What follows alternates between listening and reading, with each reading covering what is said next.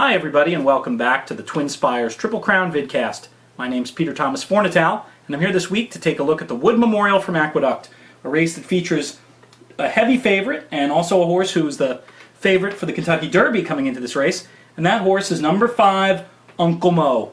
Uncle Mo is here in the number 5 stall. You'll see him break in a second here. He breaks in the tiniest little bit of a tangle, suffering a very minor injury. But I'm not sure that's what really affects the ultimate outcome of this race. I think Connections would have probably preferred Uncle Mo to be able to rate behind another speed horse today, but nobody's fast enough to make the lead over him, so he goes right to the front through between horses there. And he gets a pretty easy lead in the end. Another thing I want to look at early in this race is number 2, Toby's Corner. Toby's Corner is a horse who's had some issues in the stretch in his last 2 races, not running straight, and as a result, Connections decided to fit him with blinkers today. And interestingly, while a lot of horses get lit up and keen when blinkers are first added, Toby's Corner seems to relax better. Here he is, nicely in hand, obeying jockey's instructions, looking rather loaded. But speaking of loaded, back to Uncle Mo on the front end. At this point, he's gone a half mile in about 48 flat, and my assumption was that when Uncle Mo got to the top of the lane, he would quicken, win by somewhere between 3 and 5 lengths, and go on to cement his status as about an even money Kentucky Derby favorite. But there's a moment here as they're turning for home where the entire Kentucky Derby picture changes. Let's see if I can isolate the moment that is. Let's see. I'm going to stop it right about here. You can see the key rivals here are all on the stretch.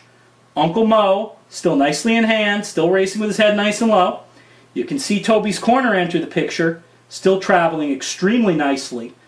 Most of these others at this point wouldn't appear to have a chance.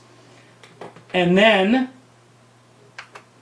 right about here, instead of quickening as expected, Uncle Mo's being asked, and he just starts grinding and not really doing very well. As predicted, some of these others are backing up. Here comes Arthur's Tail, here comes Toby's Corner. Toby's Corner has to briefly check and move to an outside path, and this time now with the blinkers on in the lane, he's running straight as an arrow, and not only is he going to run down Uncle Mo, he's going to get up over Arthur's Tail, who's the one who made that first move. Uncle Mo, very unimpressive back in third.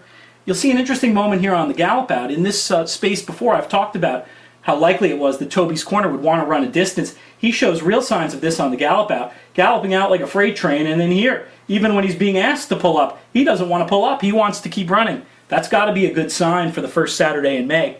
The figure he earned here isn't super duper impressive, but neither were the speed figures that were earned by the other key Kentucky Derby rivals in their final prep races. So he's definitely one who's got to go on the list. There's a look at him once again, checking very briefly before straightening out and powering home in the lane.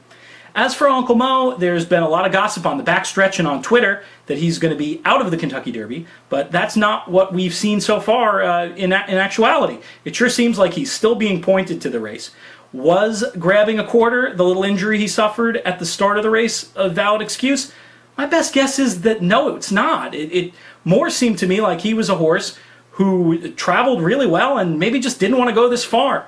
My friend Harvey Pack jokes that these Indian Charlies can just hit a wall at the mile and a 16th mark. Did Uncle Mo hit the Indian Charlie wall? He may well have. I certainly couldn't back him with any confidence going into Louisville.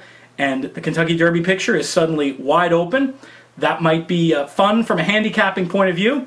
Race certainly has lost a little bit of his luster as a sporting event, but that's okay. It's horse racing, and finding a horse to win at a great number is the most fun of all.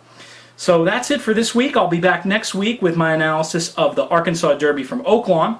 Until then, I'm Peter Thomas Fornatale for TwinSpires.com.